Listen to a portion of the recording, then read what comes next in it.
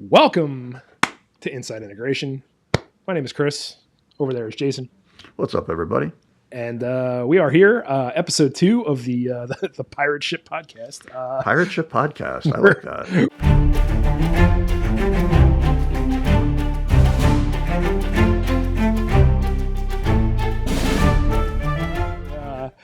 Yeah, I mean, we're not plundering, we're not looting, we're not doing anything like that. We are not raping or pillaging. No, certainly not. I believe that's in the disclaimer that airs before this. There shall be no rape or pillage on Correct. the show. But yeah, here we are, striking it out on our own, freshly back from Lightapalooza in Dallas last week, where it was pretty fucking cold. Yeah, I have to agree. I was, the intro to your to the podcast last week. If you haven't listened to it, you need to check it out. But we tried the Pee Wee Herman. We clapped outside, and I think I shattered my hands. It was so freaking cold. Like I was like, "What is this?" It was cold, but we were able. I mean, we braved the cold. I think it was like 19 or something absolutely ridiculous that my 10-ply soft SoCal body is not used to. It's amazing how fast your blood thins out there, huh? Southern boy. It's really sunshine, man. just not dressed for it at all. Looking at the thing, and I'm like, you know what? 20 degrees isn't that cold. I used to deal with that crap all the time. I'll just bring a heavy sweatshirt and call it a day. And nope, that is colder than fuck.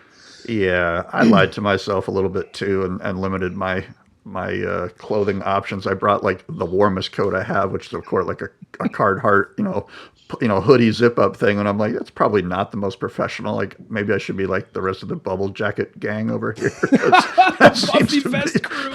Yeah, that seems to be like the look in our industry, right? Like it's vests or it's sport coats or it's some Gore-Tex company thing or whatever, and no knock on that, right? Like nope. I have some pretty green eyes when I see some of the vendor clothes that are given out. Like true. I mean, just gonna call it out here, like those North Face ES jackets. Like, dude, I worked at Sony for over a decade, and I don't have that coat. I'm a little mad about it. Like ES is almost tattooed on me somewhere, and certainly have pieces of it around my house. But stuff like that, you see it, you're like, oh man, those are pretty sweet. But I should have held out. I was miserable, but I could have had a fleece. No, I wasn't miserable. It was just I wanted something different, right? You wanted it to change, right? You wanted to do something different. And that something different is a Travis Mathis cardigan pullover with 100%. Yeah. So the layers and all of that stuff. I was smart enough to tuck some layers in my bag because I knew I had a follow-up winter trip after Lightapalooza to freezing cold Central Florida. So the one place that might have been sunnier and colder than Dallas over the weekend, I was there. So anyways, it was a great show. It was really cold down there. We had, I would say, a pretty solid ROI. I don't know what your take on all of that is, but for me, with a little bit of perspective, a little distance, after I processed it all, I feel like there were definitely some good takeaways. I would say it felt about the same size as last year. Obviously, different locale. Last year it was in Arizona. This year it's in Dallas. It felt like the show was about the same size, but it felt like a lot of these vendors they were maybe a little bit more dialed in than it was last year. I don't know if you agree with that take or whatever, but it felt like the booth size was more appropriate for the venue. It felt like, there was more going on. I mean, there were a couple weird ones where it was just kind of a pipe and drape thing without like a big display. And it was a little strange that those were like on Main Street. I thought that was maybe a little strange. But I mean, as far as the teams that were out there, like it was great. I mean, I was able to get, from my perspective, I was able to talk to a lot of people, able to get a lot of content, be able to put a lot of stuff up. Everybody really seemed thrilled with the education stuff. And we talked about it on our last podcast, but everybody seemed to be, pretty enamored with what the offering was there. And that's great, because I think that's, I might be wrong about this, but that seems like the point of this whole thing more so than just walking through the expo. It seems like it's signing up for classes, get your full thing, take 4 classes a day to learn about anything that you can and do the roundtables and that sort of thing. That's where the value is. It's not so much like seeing another fixture or right. Well, I mean, with all due respect, I would agree with you that some of the positioning of the vendors on the floor, like it almost seemed like some of them were like turned the wrong way, if that makes sense, right? Like, Yeah, you know, facing a just wall. yeah, facing a wall like that. Everything should be on the outside looking in. Maybe there's some fire coders, whatever it is. Like I think some Just of needed that to got lost. squeeze one more It, line out of it, yeah, maybe. or just make it so that nobody has their back to a main thoroughfare, so they realize that hey, there's some other vendors around the corner. And yeah, to your point, kind of we'll just say more of the smaller footprints were just a table and pipe and drape and a stand up kind of thing.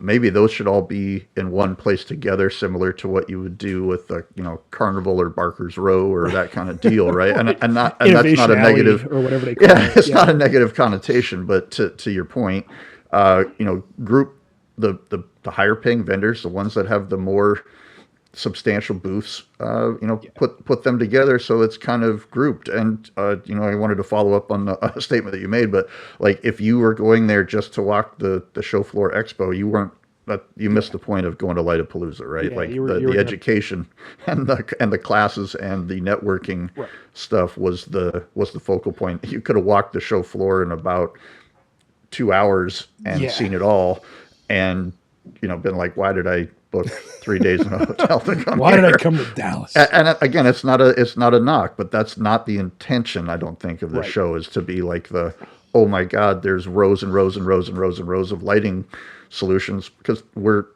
infantile in Right.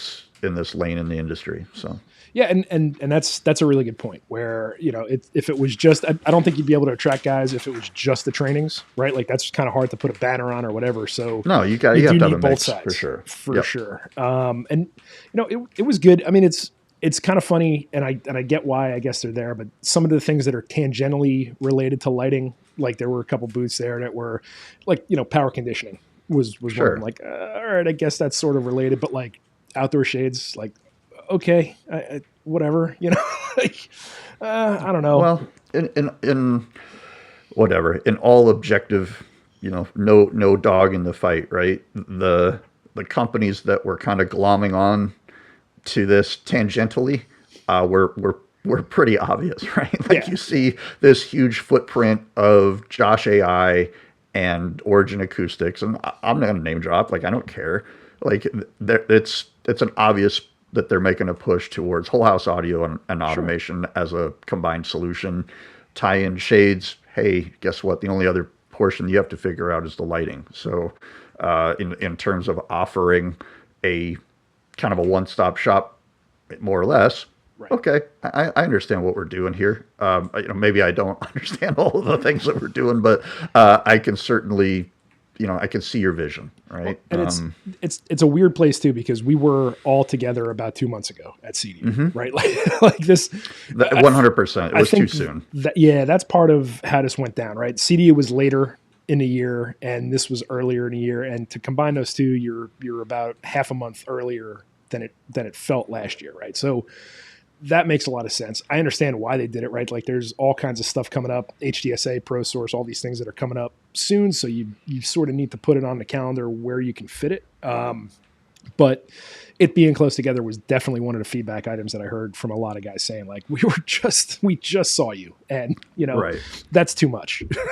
you know? Well, and the industry legends, a lot of them showed up because they're the guys that are always go to those things. But even some of those folks, I heard similar rumblings like, yeah, I came here for the classes. I was hoping the show was going to be a little different, but Yep. there's no new, Lutron didn't, reinvent the light bulb or anything.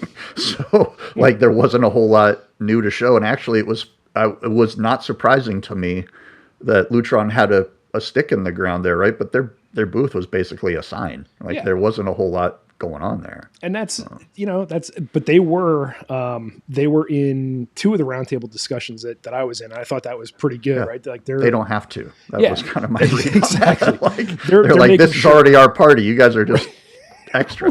we were doing lighting 65 years ago, right? Like We that's invented the radial dial dimmer, right. bro. Like I remember seeing they were showing the ads during one of the classes that I was in, and like the brass back with the button press and the turn, like revolutionary dimmer product, like revolutionary product in the 60s and 70s when that thing came out, right? Like, oh my god, you can dim an incandescent light bulb with this touch of this button. Just mind blowing. I mean, but yeah, to us though, right? Like we're like, yeah, bro, grew up with that ugly crap on the wall.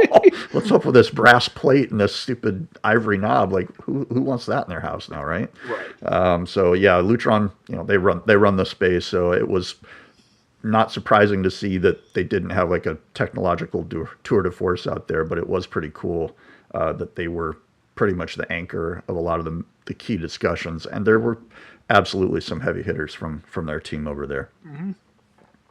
And again, it's half of this is the networking, right? So to be able to see our dealers and see what other people are doing and talk to people, that's a big one for us. That's a big ROI for us for sure. Is even though we saw everybody at CEDIA was a fucking maelstrom of stuff compared to what was going on here. Right. A lot more focused and a lot more meaningful conversations rather than trying to scream over somebody on a show floor. So that was definitely. I bet they switch it around.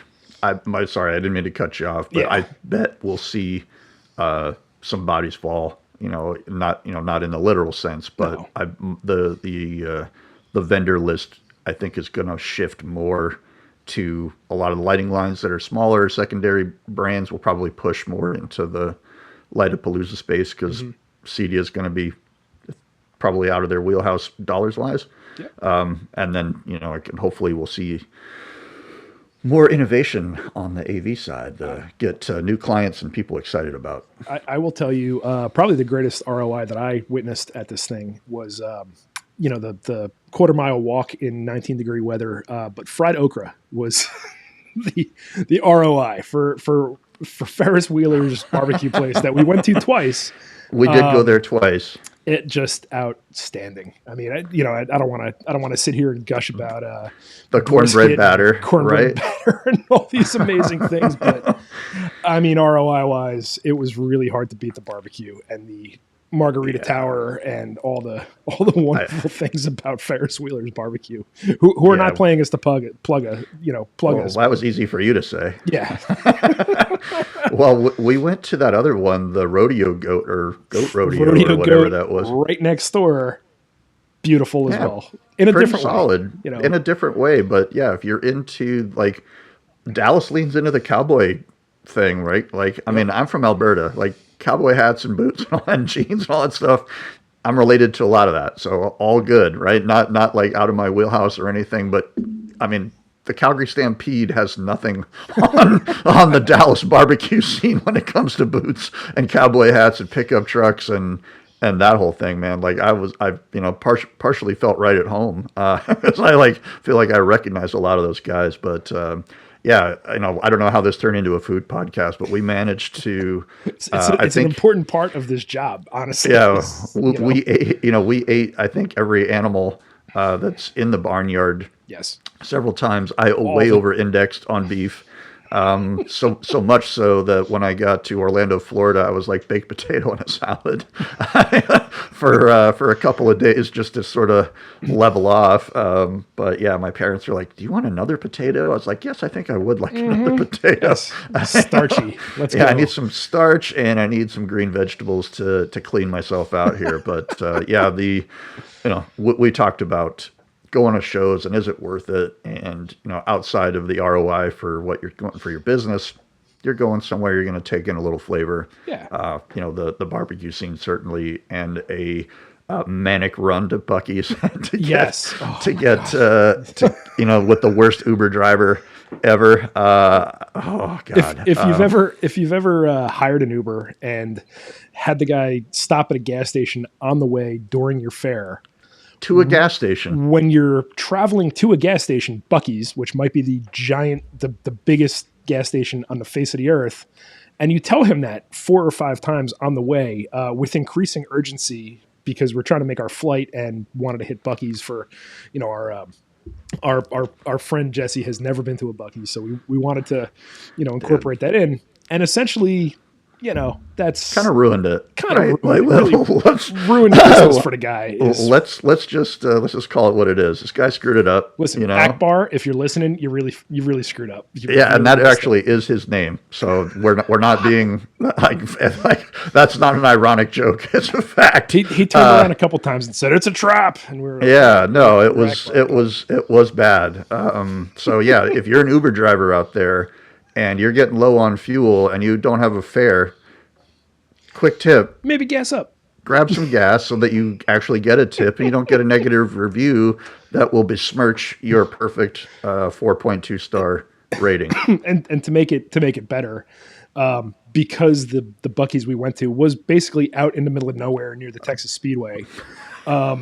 He dropped us off. We all went inside. We picked out whatever tchotchkes we were going to get. Jayson called for another Uber, and it's the same guy. Yeah. Well, you know what he did? He went over and opened up that cooler full of, squid beaks or whatever the hell he was eating in there. And then he was like, "Oh, I'm done with lunch. Oh, cool. There's another fare. Let me grab these guys." It's the same three assholes. It was the same three guys that just were not happy with you to begin with. And I was like, I really want to cancel this ride right now, but my anxiety is on like cloud 90 because this dude just stressed me out trying to get me here. I'm so paranoid that we're not going to get on this plane. We cut it too close to begin with, and that's on us. Legitimately, like that is absolutely self-inflicted gunshot wound. Sure, no absolutely. question. Yeah, we'll drive 45 minutes to a Buc-ee's to drive a half. Makes hour perfect back. sense. Makes perfect sense. Great idea. What I will tell you though is that my kids really enjoyed the Buc-ee shirts, Buc-ee socks, Buc-ee nuggets, and all the things that I was able to bring back from. See. From a gas station, frankly. Like here's your souvenirs from the gas station that I went to and almost made myself late. I'm almost not here now because of these things. So, right. These are going to be we're going to stitch these to your body. So you have to wear them permanently. Much. You don't like this? You're out. You're done. Yeah, you're wearing this to your high school graduation, kid. It'll be a half shirt, and it'll be really stinky. I got you a big enough size that you could just wear this into your teens. So grow into it. Oh, see, that's forward thinking. Yeah. For me, I would have gone for what fits now, and then it would have been torture. This is cheap. This is cheap thinking. This is there you go. Squeeze as much out and buy the one for the older son, so that in 3 years the younger son can also inherit that one. Yeah, ketchup stains and all, right? Absolutely. That's how we survive here in SoCal. Or do you feed them shirtless? Because like I know when my kids were at a certain age, it was like, you know what? We're burning clothes every time you wear them. So let's just, we put you in some bibs or plastic or. Yeah. You take one of those big landscaping black plastic bags, you rip a hole in it, put it over their head and then let them eat. And you need to make sure that you put, stuff on the floor, especially when they're little. And then, you just basically when you're done eating, you just wrap them all, the whole thing, the kid, the high chair, whatever, tie it up, chuck it right in the trash, and you're good to go. Well, it's like Balenciaga, right? It's like, is it a Glad or is it Balenciaga? You don't know. No, you don't know. You don't know. It's the Kanye look, and we celebrate that in our home. That guy. No, we don't. Oh, you can celebrate that at home. We don't celebrate that on this podcast. I'll tell you that. Not celebrated at all. It's been truly wonderful. My son's musical journey of discovery at 9 years old is now going through some of the rap acts and that kind of thing. So I'm trying to get him into as much as I can. And we don't. I mean, you hear how I talk, and I keep it down. So my son knows every word, right? Let's just be sure. My son is that kid at school who is probably letting a bad word slip every once in a while, and the other kids are getting in trouble for it because that's Ralphie and Christmas Story. Yeah, he's fudging constantly. Yeah. But anyway, so I've gotten introduced him to like Wu-Tang Clan and Mos Def and a couple of these other guys, and every once in a while a Kanye song comes on, and I get to launch into the story about this guy. You might like his music, but let's separate the art from the artist, right? So it's been a good opportunity to do that. You're not allowed to listen to anything past college graduate or college dropout or whatever, right? Like you can't, you just can't. It's not allowed. I mean, I don't know. What's that? You want to hear this Beastie Boys album yet again? All right, great. Click. Here you go. Yeah, exactly. Here we go. I don't know what I just clicked because I don't have anything that clicks. It's all touchscreens and shit. But that's anyway. Yeah, it's fine. Well, you know what I heard about when I was in Orlando? I don't know how we're going to go down this tangent, but the cassette game is a thing. And I had no idea, but a buddy of mine is on Discogs and selling records and kind of struggling with it. Goes to a garage sale or whatever and finds a bunch of these like cassettes, and they're like hip hop ones. So it's like Eric B and Rakim and Biz Markie. Well, dude ends up with like Biz Markie's first demo in the factory case with the note, like cassette's basically brand new, buys it for 50 cents. That's a $450 cassette. Wow. Wow. So I had no idea. I had no idea either. So I start looking, he's showing me his Discogs account, and he's like, all these cassettes, bro, like the millennials and like late millennials are very nostalgic for those kinds of things. Sure. And like there's hip hop heads out there and guys that are looking for demos, CDs. So like the promo CD that came out for an album cut, or like, I mean, I have one for Stone Temple Pilots before the Purple record came out. I'm looking at that. It's like a $200 CD. That's I'm like, nuts. this is a CD. This is not. This is a Frisbee. Yeah. Like, this is a coaster. Remember, they were $13.99 at Sam Goody, or like 10 for a dime if you bought them on Columbia House or whatever scam that was. I mean, I ruined my credit with a good old Columbia House scam. I mean, come on, dude. Ruin your credit at 15 with BMG. Man. Yeah, we need you to buy these CDs every month. I can't afford $20 a month. I'm 10. I just lose the thing to send it back, and then suddenly I've got like a Milli Vanilli CD in the mail. Like, oh, okay, great. Yeah. Oops. All right. Well, perfect. Don't lose my number. But, just what my street cred needed was. Yeah, exactly. It ruined my credit before I'm even old enough to file for anything. I'll just blame it on the rain. Yeah. Hey, what did you happen to catch the softball game that they had at Lightapalooza? Did you happen to see that? You know, I noticed it was cold, but I noticed there were some jerseys rolling around on the floor, and I don't know, the branding of that is what it is. You know, do what you want. Yeah, I mean, it seemed like there was some pickup celebrity softball games going on. Yeah, I mean, I didn't scan the QR code or any of the other I didn't, or whatever. But. Yeah, I didn't do any of that either. Again, whatever. I've worn company garb many times, so I'm going to just say, hey, that's your jam. That's your jam. I think not going to yuck any yums. But no, I'm not going to yuck on anybody's yum, man. But I will say that there was certainly a mixed reaction to that, positive and negative. I don't know, and middle of the road. Oh, I heard some mixed reaction. Okay. So I had some guys that were like, these guys are going to take over the world, and then I heard a bunch of other guys go, man, rah, so. And in all fairness, if you're not doing, stuff that's stirring up the pot and people aren't talking mad cash shit about you, you're probably doing something wrong. Hey, so the name of the game, is engagement, right? And this is engagement. You're all looking, right? We're talking about it right now, right? Absolutely. So I will defer any comment to, like, I respect the hustle. And then just, go with it. Maybe not what I would have chosen for branding personally. I'm not a big softball guy, you and I have been to a baseball game, but you know more about it probably than I do. It's true. Which again, baseball game, only appropriate place to wear a jersey. Oh, don't bring a glove though to a baseball game unless you're. No, you got to be sitting in the right. Well, you need to be sitting in the right place, okay? And I get away with it because I got to make sure that the 5-year-old doesn't get beaned. Of course, chance to the ball. Yeah.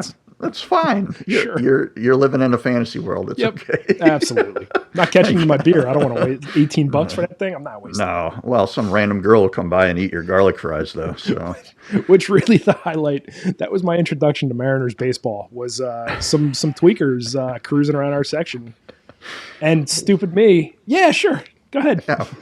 Yeah, I was like, man, you should just give those fries to her. Just put your mouth all over whatever you want, lady. Just go ahead and spit on them and then take a bite. That's cool. Yep. But fantastic. Anyways, yeah, the again, my personal choice would not have been to brand in softball jerseys. But I respect whatever you want to do something different. You want to make noise. You want to get some eyes on you. Mission accomplished, my guy. Kudos for getting the masses talking, for sure, because people were talking. They were talking. Yeah, for sure. Yep, 100%. Again, what else did I see there that was kind of... I saw a bunch of jade elephants. Mm-hmm. I'm not sure what the theme of our particular hotel was, but I will say it was very confusing. Yeah, that was an odd one in very, very Baptist Christian Texas, in the area that we were in. That right. It was very very Hindu or Buddhist. There were flavors of I would say a lot of different cultures, right? So you had actual legit pieces of the Berlin Wall with graffiti on it in one hallway. Okay. You had somebody in Berlin in like 1988 is looking at this thing saying, "Why are we shipping this to a hotel in Dallas?" Okay. Again, the story of how those pillars got there couldn't tell you, right? But nope. Absolutely insane. And then there's like the Team America dolls that are dressed up as like Saudi or Turkish kind of royalty in another booth. It was like somebody went through a Small World at Disney and grabbed them all and then just put them in like an aquarium case. And and every time we walked past it, Jayson made a Team America. I had to make a Team America joke because as soon as I saw it, I was like, "What is that? Like, is that the Thunderbirds Go? Like, what's going on in there?" Yeah, exactly. It was great. And then there were, again, the aforementioned jade elephants. In the middle of the lobby on the one side was that big pagoda thing that didn't really seem to align with any of the themes around us. And then again, the hotel really had kind of split personalities because one side was this kind of Asian montage of various places, India, Thailand, Turkestan, wherever. And then the other side, it looks like a weird, art project with that light thing flying in the sky. And then a communist brutalist block kind of decor, it's like brutalist architecture, on the outside. So, that facility was strange. Water park, arcade, Top Golf. We talked about it in the last podcast, but I'm still trying to position what the hell was going on in that hotel room in that hotel period in my mind. It was a trip, man. It made it interesting. So many people had problems with their flights getting there because it was like winter storms throughout the South and all kinds of stuff. And I think maybe that contributed to it. It felt pretty well attended. I think there was definitely light on dealers. I think a lot of dealers kind of looked at it the last second and were like, "Whoa, yeah, travel is going to be really rough," and they just kind of pulled the plug on it and maybe didn't come out. But overall, good. That's my verdict. Is it was totally worth going to, if only just for the classes. I mean, I sat in some great classes that were non-technical and got some great feedback from guys who were in the technical ones, and everybody across the board was like, "Yeah, this is great. This is so much easier than, I like this so much better than doing a webinar, or I like this so much better than following a YouTube video or whatever." Like the presenters were great. The material was great. The state of the industry stuff. Like I sat in on a class that was all about, how to endear yourself to general contractors and interior designers. And it was great. It was really just informative and helpful and something that can, really, really help your business. Yeah. Lucetta had some really great trainings. I heard a lot of good feedback about those. And they had such a great footprint at the show. It was awesome to be part of that. I didn't have a ton of dealers to drag through there and shower them with all of the Lucetta goodness, but the ones that did go by there were like, yeah, we've seen this one. We like this one. You know, they're branded well. They're presented well. It's not just some knockoff garbage. Yep. And there are certainly more expensive lighting solutions out there. And if you can sell those ones, go ahead. Yep. But for all the other solutions that they don't have, these guys are the class of the field, I think, in my opinion. Yeah, one of the big feedback things that I've gotten from we've been in reps for Lucetta for a couple of years now, so we know those guys, we know everything. But one of the biggest things that I see that dealers kind of give me as their takeaway is that like these guys give a shit, like they really, and it sounds like when you're looking at this thing from 30,000 feet, right? You're thinking like, okay, linear lights, whatever. But no, like these guys, like their team cares, their people care. Big shout out to everybody on that team. They are just the nicest, most helpful people, maybe in the industry, right? Like they are so great. Yeah, and they're normal people, right? Like we've had Olivia on here, we've had Keith, we've had Amy. Yep. Cam is, he moves too fast. He's kind of like the Flash. He can't. Just constant kinetic motion. He's he can't keep a camera on him, so but he's that's like what a you blur. want. You want that absolutely. Guy. Yeah, you got to set your energy. frame rate. If you don't set the frame rate on your camera to the right amount, he just comes out as a blur. He's just like is he out of focus? Going. No, he's moving that fast. He's going hard. Yeah, it was good. Again, I heard lots of positive feedback about his sessions. I heard positive feedback about the Lightline sessions. I sat in the training with Jayson Fuse that he hosted, and that was as much about the business math of lighting, tied to the ratios and tied to the formulas to actually draw that out. I think in terms of job costing and pre-selling and pre-closing the customers, hearing how he approached that and doing the formula for, ceiling heights are this, your room is X by this, you should have, a light every 2.5 feet, to deliver X amount of light for the room, based on what you're telling me, Mr. or Mrs. Customer, you should, your house should cost roughly this. Is that in line with what you're thinking? Dude, like pre-qualify, and the trial close. Like if the client's like, no fucking way, that's way too expensive. You go, okay, well then maybe he's not our customer, or maybe we absolutely need to pivot. Or the client goes, well, yeah, that actually sounds really nice. Okay, you've got a live one. Right? Yeah, like you're in there. So although that's a sales tactic that you can use in a lot of different arenas.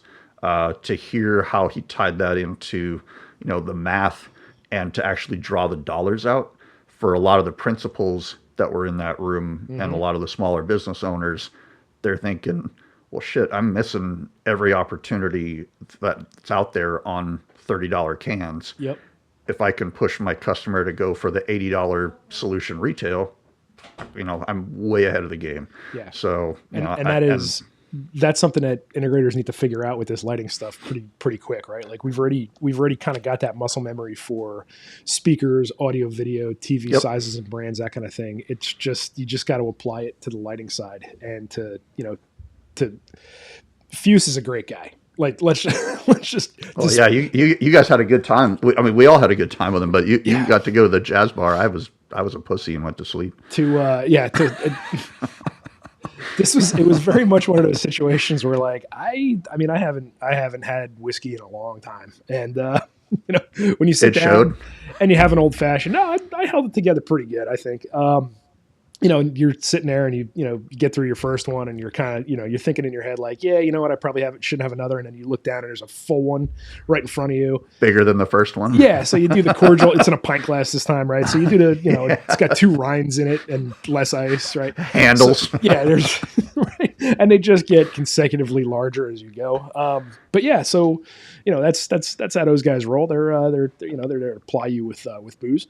But got a really great understanding of them and got to know Fuse a little bit better and meet their team. And so we had a lot of Jayson was in his element because it's all Canadians except for except for Fuse, and Really? we got some good Letterkenny talk. We got some good stereotype Canada talk, and yeah, Oh man, it was a good one, man. It was. We even talked about immigrating to the United States and what people think about birthright. So Yeah. it was a what you think you own forever versus what reality is.